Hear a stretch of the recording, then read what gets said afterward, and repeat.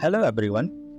जब कभी भी हमें एग्जामिनेशन फॉर्म फिल करते समय इमेज अपलोड करना होता है तो अक्सर हम ये मैसेज रिसीव करते हैं कि उसका मैक्सिमम साइज इतना होना चाहिए। अगर हमारे इमेज का साइज उससे अधिक है उस केस में हम इमेज को कॉम्प्रेस करके उस साइज लिमिट में लाने की कोशिश करते हैं। आज हम उसी इमेज कॉम्प्रेशन के पीछे की मैथमेटिक्स को एक्सप्लोर करेंगे। द कंसेप्ट जिसका कि हम यूज करते हैं उसको हम बोलते हैं फूरियर ट्रांसफॉर्म। सबसे पहले हम फूरियर ट्रांसफॉर्म के मैथमेटिकल एक्सप्रेशन को देख लेते हैं। यहाँ पे आप दो फंक्शन देख पा रहे हैं, कैपिटल एफ और एक small F. Small F basically हमारा इनपुट सिग्नल होता है और उसको ये इंटीग्रेशन जब हम अप्लाई करते हैं तो हमें उसका फूरियर ट्रांसफॉर्म मिलता है। अगर हमें कैपिटल एफ को फर्दर स्मॉल एफ में कन्वर्ट करना है तो उसके लिए अब इनवर्स फूरियर ट्रांसफॉर्म का यूज करते हैं, जिसका कि मैथमेटिकल एक्सप्रेशन आप यहाँ देख सकते हैं। ये कॉम्प्लेक्स मैथमेटिकल एक्सप्रेशन देख करके हमें घबराने के बजाय हम इसको एक विजुअलाइजेशन से समझने की कोशिश करेंगे। जैसा कि आप इस वीडियो में देख सकते हैं, हमने स्मॉल एफ के तौर पे एक कॉम्प्लेक्स सिग्नल लिया।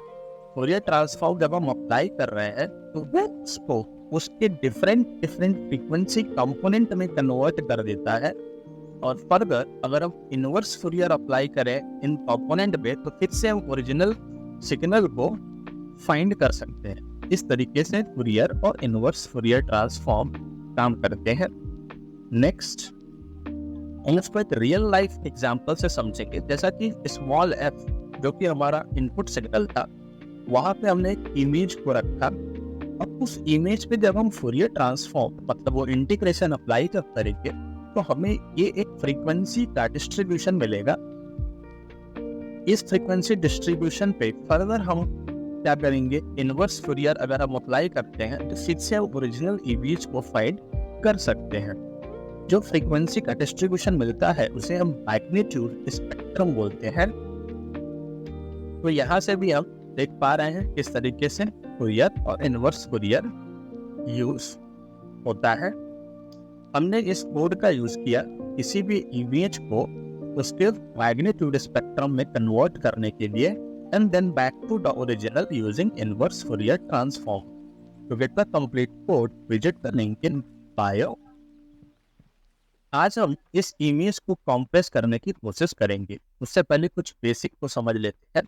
हमने देखा कि जब भी हम फूरियर ट्रांसफॉर्म अप्लाई करते हैं किसी भी इनपुट पे तो वो उसको उसके फ्रीक्वेंसी डिफरेंट फ्रीक्वेंसी के कंपोनेंट में डिकम्पोज कर देता है।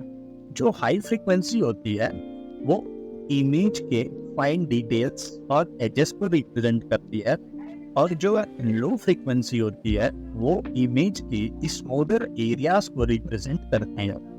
हमने पीछे देखा कि किस तरीके से हमने इमेज को मैग्नीट्यूड स्पेक्ट्रम में कन्वर्ट किया। अब ये मैग्नीट्यूड स्पेक्ट्रम बेसिकली है क्या? अगर हमारे पास हाई फ्रीक्वेंसी है उसको हम यहाँ पर हाई इंटेंसिटी से रिप्रेजेंट करेंगे और जो लो इंटेंसिटी होगा वो रिप्रेजेंट करेगा लो फ्रीक्वेंसी वाले वेव्स को। क्योंकि हमारे पास इमेज का जो करस्पॉन्डिंग सिग्नल होगा वो कॉम्प्लेक्स होता है, इसीलिए इसको 2D में रिप्रेजेंट करते हैं।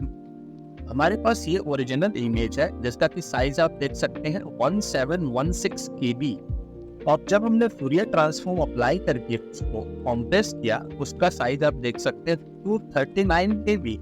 यहाँ पे हमने क्या किया, बेसिकली अगर आप ऑब्जर्व करें इन दोनों इमेजेस तो ओरिजिनल इमेज और ये कॉम्प्रेस्ड इमेज में डिफरेंस क्या है कि हमने हाई फ्रीक्वेंसी वाले वेव्स को रिमूव किया। मतलब हमने इसके जो भी फाइन डिटेल्स है उसको थोड़ा सा रिमूव किया जिससे कि हम कॉम्प्रेस कर पा रहे हैं।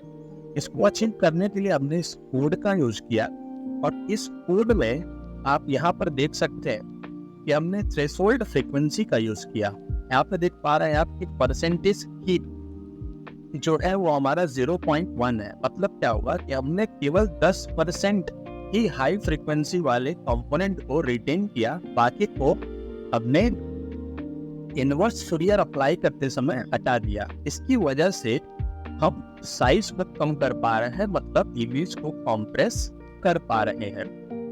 नाउ द क्वेश्चन अराइजेस कि हमें इमेज कॉम्प्रेस करने की जरूरत है ही क्यों? तो देखो, आपने वीडियो के स्टार्टिंग में ही समझा कि एग्जामिनेशन फॉर्म फिल करना है तो उस पर्टिकुलर साइज के इमेज को कॉम्प्रेस करना ही पड़ेगा। दूसरे कुछ रीजंस हम समझ लेते हैं। हमें पता है कॉम्प्रेशन के बाद फाइल की साइज कम हो जाती है, जिससे कि हम अपना स्टोरेज स्पेस सेव कर सकते हैं। साइज कम होगा तो हम उसको इजीली ट्रांसमिट कर सकते हैं, जिससे कि आप ट्रांसमिशन टाइम को कम कर पाएंगे।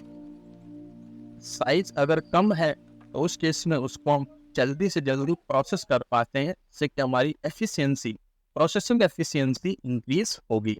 ये कुछ रीजंस है why do we need to compress an image. Hope you like the video.